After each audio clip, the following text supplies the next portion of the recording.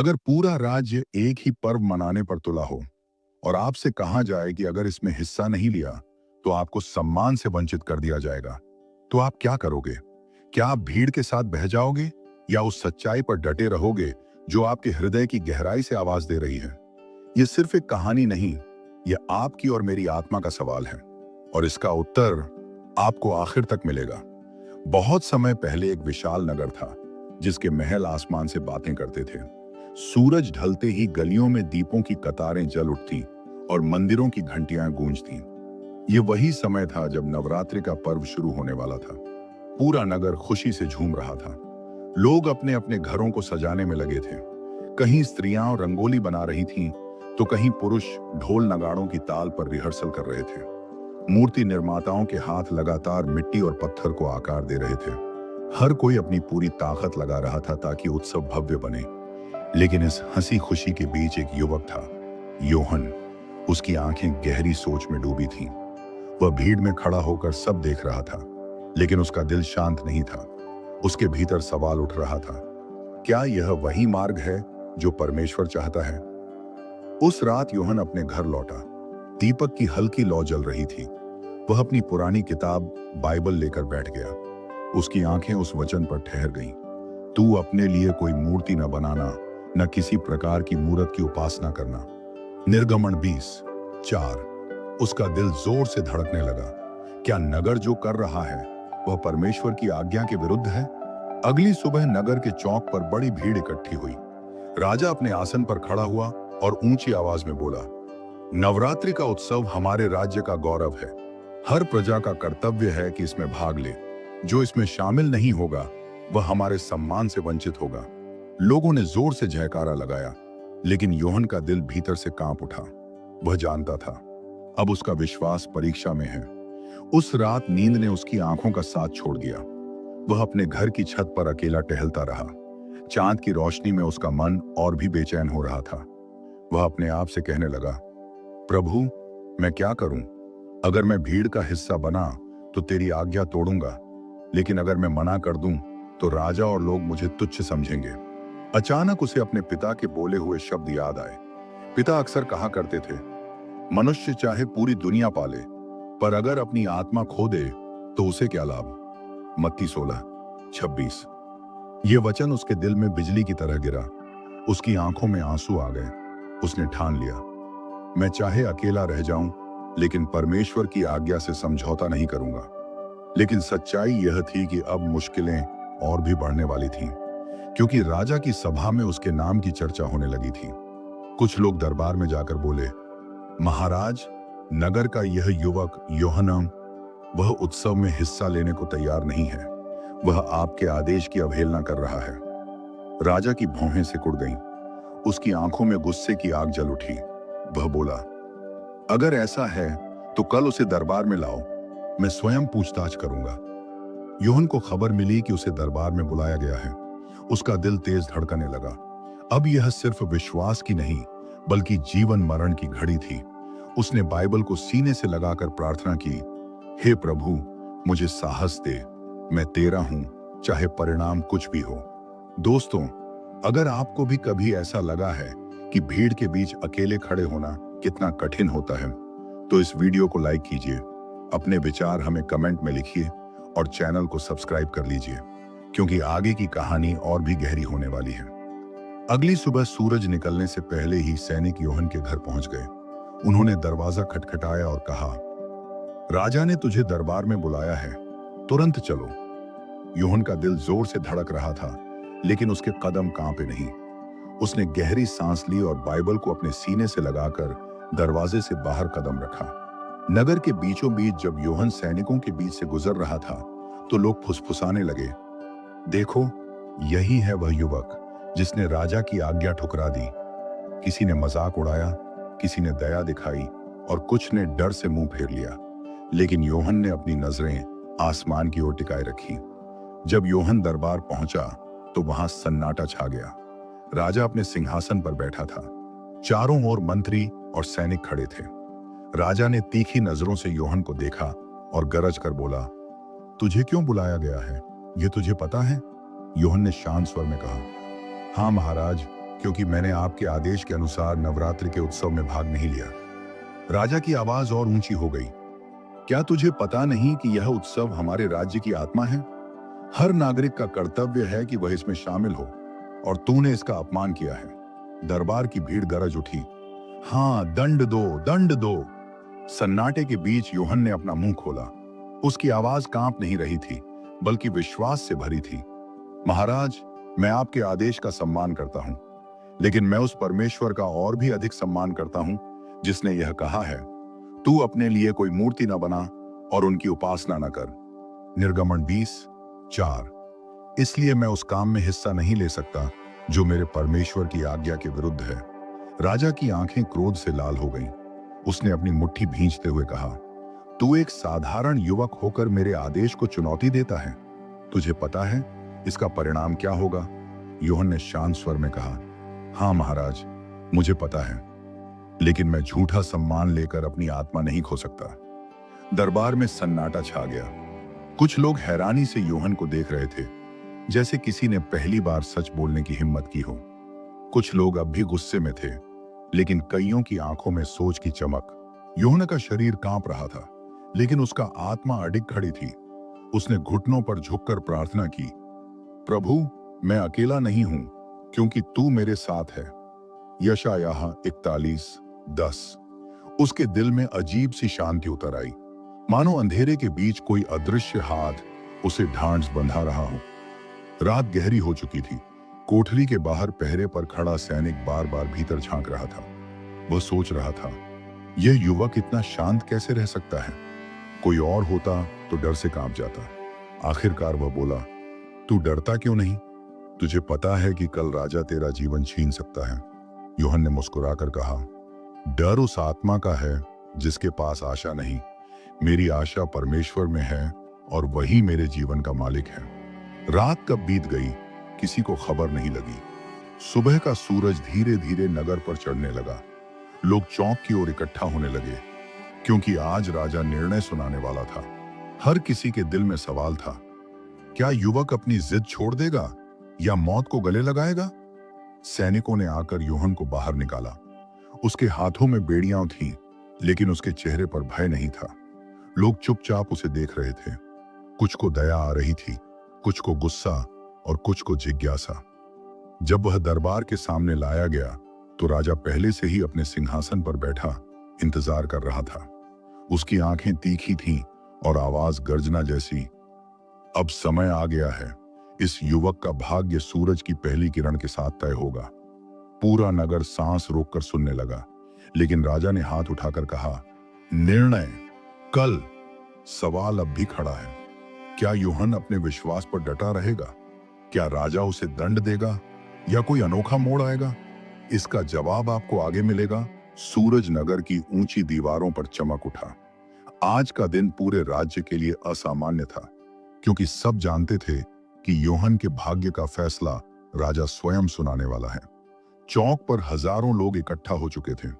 लोगों के चेहरों पर उत्सुकता, डर और बेचैनी साफ दिखाई दे रही थी। सैनिकों ने कोठरी से यूहन को बाहर निकाला। उसके हाथों में बेड़ियां थीं, लेकिन उसके चेहरे पर शांति थी। भीड़ के बीच से जब वह गुजरा तो फुसफुसाहट गूंज उठी। यही है वह युवक जिसने राजा की आज्ञा ठुकराई थी। देखते हैं अब कितना टिकता है। लेकिन यूहन ने अपनी आंखें लोगों पर नहीं, बल्कि ऊपर आकाश पर टिकाए रखी। उसके होठों से एक धीमा वचन निकला, यहोवा मेरा चरवाहा है, मुझे किसी वस्तु की घटी न होगी। भजन संहिता 23:1। जब यूहन्ना दरबार में लाया गया तो सन्नाटा छा गया। राजा अपने सिंहासन पर बैठा था। महाराज, यह युवक सिर्फ आपकी नहीं, बल्कि पूरे राज्य की परंपरा का अपमान कर रहा है। अगर इसे अभी दंड नहीं दिया गया तो और लोग भी इसका अनुसरण करेंगे। राजा ने गहरी सांस ली, फिर यूहन्ना से बोला, मैं तुझे एक आखिरी अवसर देता हूं। भीड़ के सामने झुक और देवी की मूर्ति के सामने दीप जलाकर अपना अपराध मिटा ले। अगर तू ऐसा करेगा तो न सिर्फ जीवन बचेगा, बल्कि मैं तुझे इनाम भी दूंगा। यूहन्ना की आंखों में आंसू चमक उठे, लेकिन उसकी आवाज पहले से भी दृढ़ थी। महाराज, मेरा जीवन आपका है, लेकिन मेरी आत्मा परमेश्वर की है। मैं अपने प्रभु को छोड़कर किसी मूर्ति के सामने दीप नहीं जला सकता। लिखा है, तू प्रभु अपने परमेश्वर की उपासना करना और केवल उसी की सेवा करना। मत्ती 4:10। पूरे दरबार में एक पल के लिए गहरा सन्नाटा छा गया। यह शब्द किसी बिजली की तरह गिरे। भीड़ में खामोशी के बाद अचानक हलचल मच गई। कुछ लोग गुस्से में चिल्लाए, दंड दो, दंड दो। लेकिन कुछ लोग फुसफुसाने लगे, यह युवक सच बोल रहा है, इसका विश्वास अडिग है। राजा ने अपनी तलवार की मूठ पर हाथ रखते हुए गरज कर कहा, अब बहुत हो गया। कल सूर्योदय पर इस युवक को अंतिम दंड दिया जाएगा। यूहन को फिर से कैद खाने में डाल दिया गया। इस बार पहरेदारों ने दरवाजे को और भी मजबूत जंजीरों से बंद किया, लेकिन उस अंधेरे कोठरी में भी यूहन के होठों से भजन निकल रहा था, प्रभु मेरा प्रकाश और मेरा उद्धार है, मैं किससे डरूं। भजन संहिता 27:1। उसकी आवाज कोठरी की दीवारों से टकराकर गूंज रही थी। यह गूंज पहरेदार के दिल तक पहुंच गई। पहरेदार ने धीरे से पूछा, क्या तुझे सचमुच यकीन है कि तेरा परमेश्वर तुझे बचा लेगा? यूहन ने मुस्कुराकर उत्तर दिया, मेरा परमेश्वर मुझे जीवन से भी बढ़कर अनंत जीवन देगा। अगर मुझे कल मरना भी पड़े तो भी मैं जानता हूं कि मैं उसी के साथ रहूंगा। पहरेदार की आंखों में आंसू आ गए। वह सोचने लगा, इतना दृढ़ विश्वास मैंने कभी नहीं देखा। अगली सुबह नगर का चौक पहले से भी ज्यादा भीड़ से भरा था। हर किसी की नजर महल की ओर टिकी थी। लोगों के मन में एक ही सवाल था, क्या आज युवक अपने विश्वास से पीछे हटेगा या दंड का सामना करेगा? सैनिकों ने यूहन को बाहर निकाला। उसके चेहरे पर वही शांति थी। भीड़ में खड़े बच्चों ने उत्सुकता से उसकी ओर देखा, मानो कोई योद्धा देख रहे हों। राजा सिंहासन से खड़ा हुआ और बोला, यूहन, यह तेरा आखिरी अवसर है। भीड़ के सामने देवी की मूर्ति के आगे झुक जा, दीप जला और तेरा जीवन बच जाएगा। अगर तू इनकार करेगा तो आज सूरज डूबने से पहले तेरा जीवन समाप्त कर दिया जाएगा। पूरा दरबार चुप हो गया। हर कोई यूहन के मुंह से उत्तर सुनने का इंतजार कर रहा था। यूहन ने अपनी बेड़ियों से बंधे हाथ उठाए और ऊंची आवाज में कहा, महाराज, मेरा जीवन आपके हाथ में है, लेकिन मेरी आत्मा उस परमेश्वर की है जिसने आकाश और पृथ्वी बनाई। लिखा है, तू अपने पूरे मन, अपनी पूरी आत्मा और अपनी पूरी शक्ति से प्रभु अपने परमेश्वर से प्रेम कर। व्यवस्था विवरण 6:5।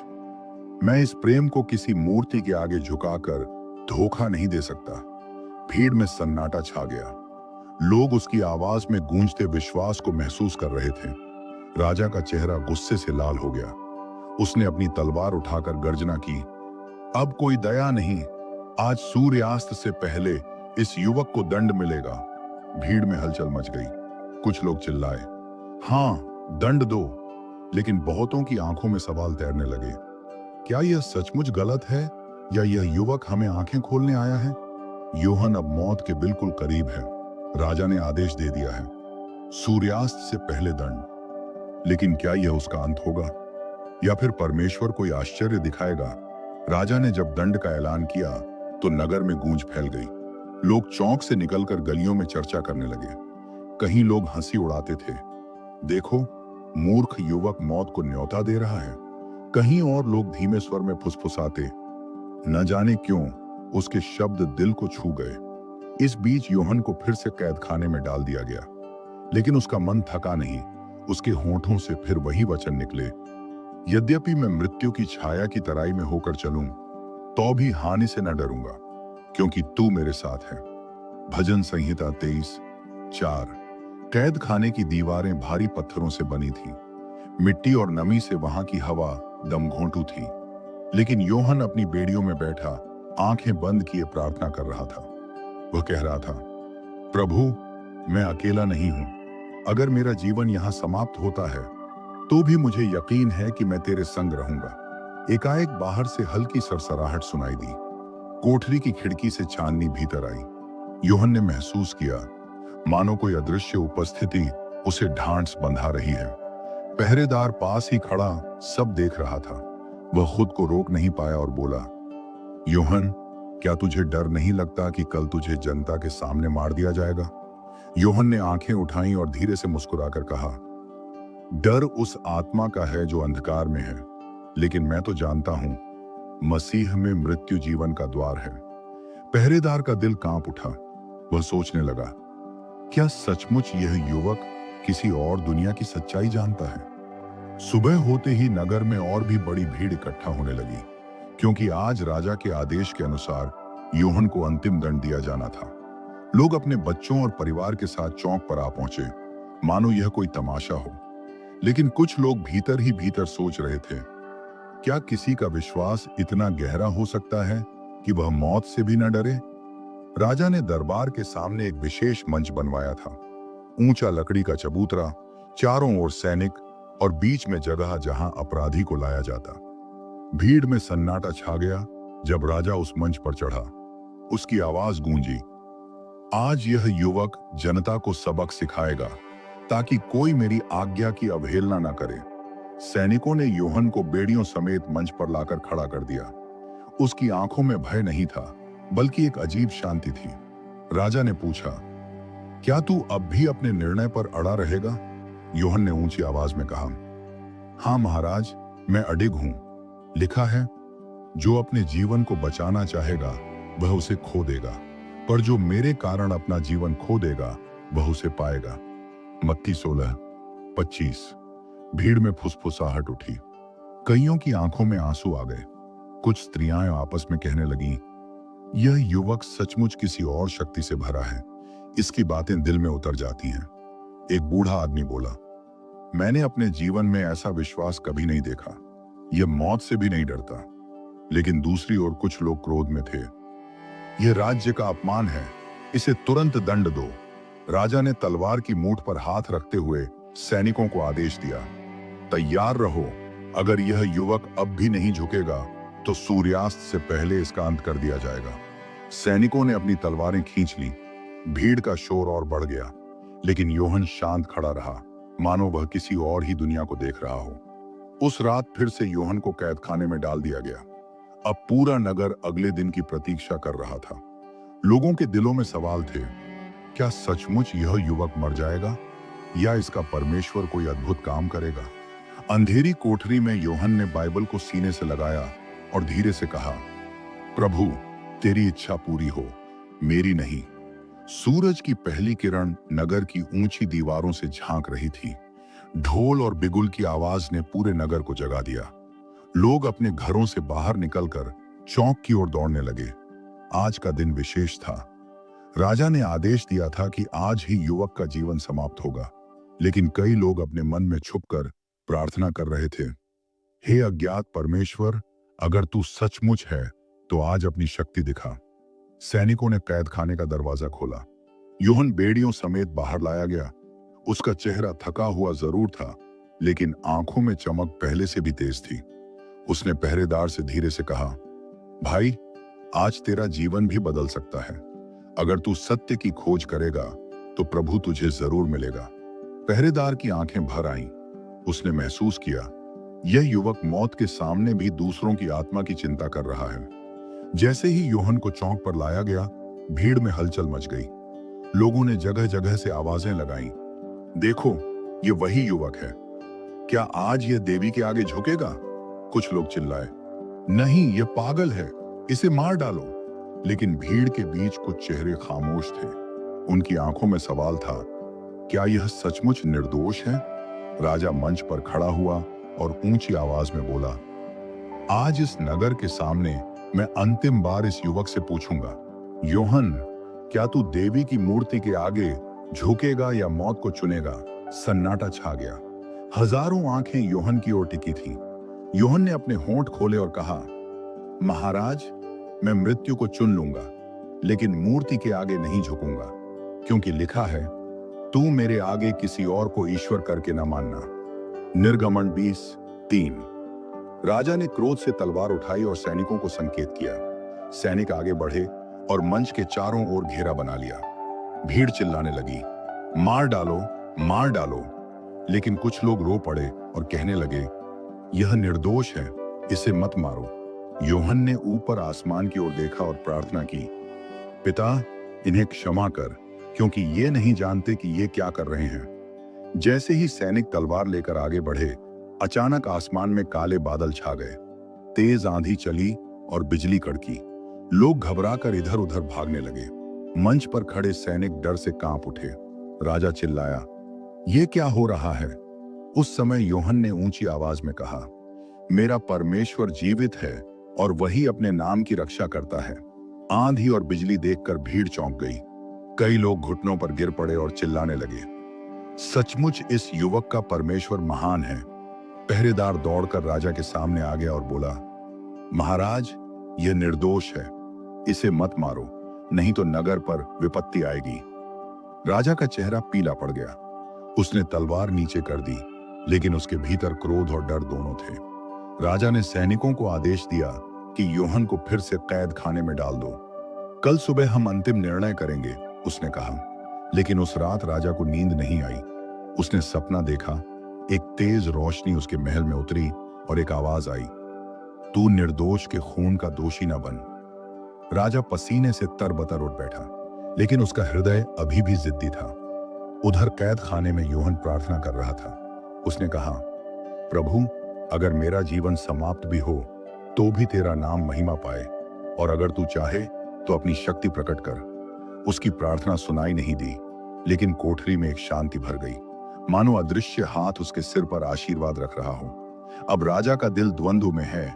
क्या वह अपनी शक्ति दिखाएगा और युवक को मार डालेगा, या वह उस दिव्य संकेत के आगे झुक जाएगा?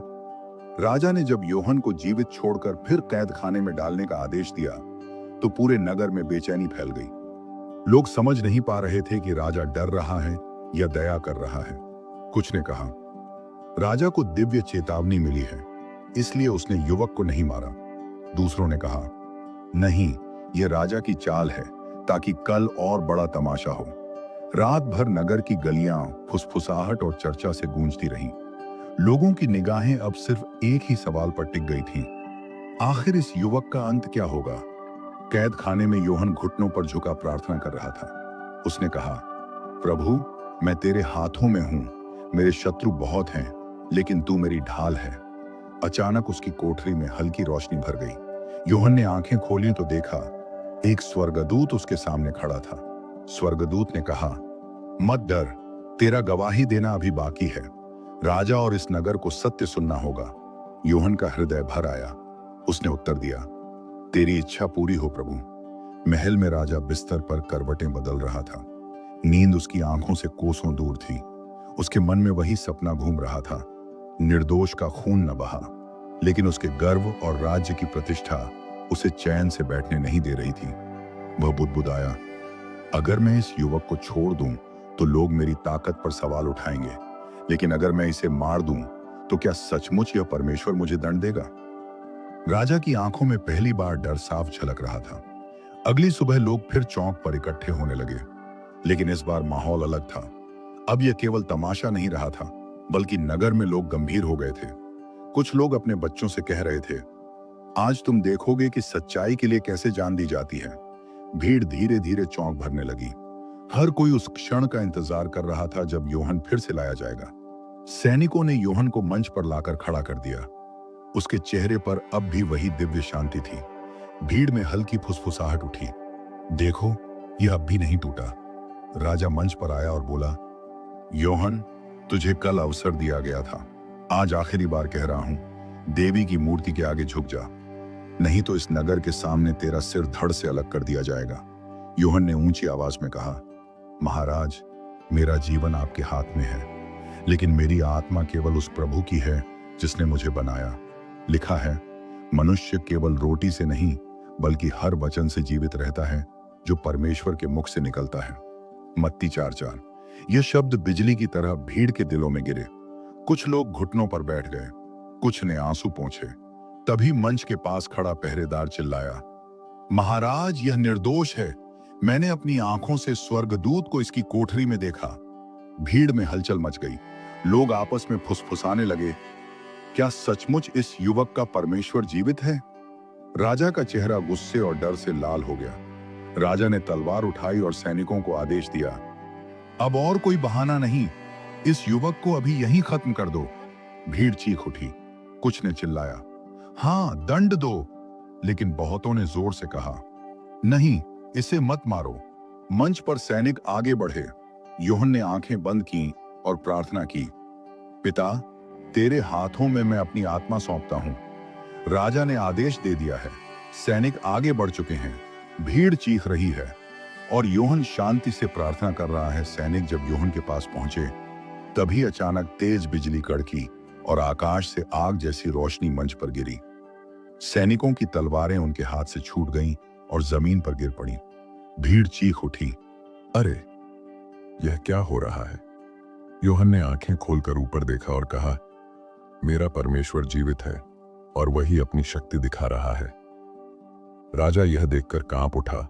उसका चेहरा पीला पड़ गया और वह सिंहासन पर बैठ गया। उसने बुदबुदाकर कहा, क्या सचमुच यह युवक किसी सच्चे परमेश्वर की सेवा करता है? लेकिन उसके गर्व ने तुरंत जवाब दिया, नहीं, यह मेरी सत्ता को चुनौती दे रहा है। अगर मैं झुक गया तो लोग मुझे कमजोर समझेंगे। राजा की आंखों में अब द्वंद्व था, डर और घमंड दोनों साथ साथ। भीड़ दो हिस्सों में बट गई। एक और लोग चिल्ला रहे थे, यह युवक निर्दोष है, इसे छोड़ दो, सचमुच इसका परमेश्वर महान है। दूसरी ओर कुछ लोग राजा की ओर देखकर बोले, महाराज, अगर आपने इसे नहीं मारा तो राज्य की व्यवस्था टूट जाएगी। भीड़ में अराजकता फैल गई। सैनिक भी समझ नहीं पा रहे थे कि किसकी सुने। यूहन्ना ने मंच पर खड़े होकर ऊंची आवाज में कहा, लोगों, सत्य को पहचानो, झूठी मूर्तियों के पीछे मत भागो। सिर्फ वही परमेश्वर सच्चा है जिसने आकाश और पृथ्वी बनाई। उसने बाइबल से उद्धरण दिया, मैं ही मार्ग, सत्य और जीवन हूं, कोई मेरे बिना पिता के पास नहीं आ सकता। यूहन्ना 14:6। ये शब्द सुनते ही भीड़ का बड़ा हिस्सा रो पड़ा। कई लोग घुटनों पर गिर गए और बोले, हमें इस सच्चाई की ओर ले चलो। पहरेदार जो शुरू से यूहन्ना की निगरानी कर रहा था, आगे बढ़ा और बोला, मैंने अपनी आंखों से देखा है कि यह परमेश्वर जीवित है। मैं अब से उसी की सेवा करूंगा। भीड़ से आवाजें उठी, हाँ, हम भी उसी की सेवा करेंगे। राजा का चेहरा और गुस्से से लाल हो गया। वह चिल्लाया, यह सब बगावत है। राजा ने सैनिकों को आदेश दिया, इस युवक को तुरंत मौत के घाट उतार दो। मैं नहीं चाहता कि इसका विश्वास मेरे राज्य को हिला दे। सैनिक आगे बढ़े, लेकिन उनके हाथ कांप रहे थे। उनमें से कई आपस में फुसफुसाने लगे, अगर सचमुच यह परमेश्वर का आदमी है तो हम निर्दोष खून न बहाए। राजा ने उन्हें और डांटा, लेकिन सैनिक अब भी हिचकिचा रहे थे। तभी अचानक आकाश से एक तेज गर्जना हुई। पूरा नगर हिल उठा। मंदिर की मूर्ति गिरकर टुकड़े टुकड़े हो गई। लोग चीख उठे, देवी की मूर्ति टूट गई।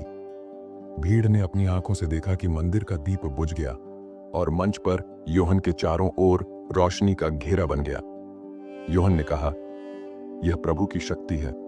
अब जान लो कि वही सच्चा परमेश्वर है। भीड़ एक स्वर में चिल्लाई, हम सच्चे परमेश्वर की ओर लौटते हैं। लोग घुटनों पर गिरकर प्रार्थना करने लगे। राजा ने यह देखा तो उसका दिल और भी कांप उठा, लेकिन वह अब भी झुका नहीं। उसने गर्व से कहा, मैं राजा हूं, मेरे सामने कोई और नहीं झुक सकता। लेकिन भीड़ अब राजा की बात सुनने को तैयार नहीं थी। राजा ने क्रोध में तलवार उठाई और खुद यूहन्ना की ओर बढ़ा, लेकिन जैसे ही उसने तलवार चलानी चाही, उसके हाथ से तलवार गिर गई और वह स्वयं जमीन पर गिर पड़ा। उसकी आंखों से आंसू बह निकले।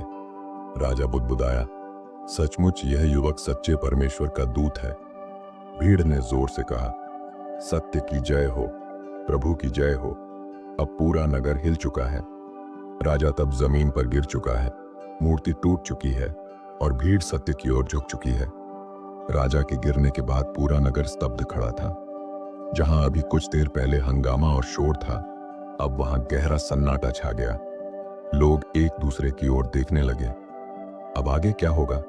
क्या सचमुच यह युवक ही हमें मार्ग दिखाएगा? यूहन्ना मंच पर खड़ा था। उसका चेहरा तेज से चमक रहा था। उसकी आंखों में कोई भय नहीं था, केवल दया और प्रेम था। राजा धीरे धीरे जमीन से उठने लगा। उसके होंठ कांप रहे थे और आंखों में आंसू थे। उसने यूहन्ना की ओर देखकर कहा, मैंने तुझ पर अत्याचार किया, लेकिन तेरे परमेश्वर ने मुझे भी गिराकर सच दिखा दिया। क्या मेरे लिए भी क्षमा है? भीड़ सांस रोके ये सुन रही थी।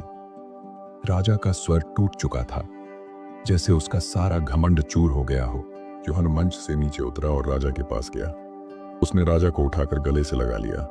वह बोला, महाराज, लिखा है, यदि हम अपने पापों को मान लें तो वह विश्वास योग्य और धर्मी है कि हमारे पापों को क्षमा करे और हमें सब अधर्म से शुद्ध करे। 1 यूहन्ना 1:9। तुम्हारे लिए भी क्षमा है, क्योंकि परमेश्वर की दया सबके लिए है। भीड़ यह देखकर रोने लगी। लोगों ने पहली बार राजा को इंसान की तरह टूटते और झुकते देखा।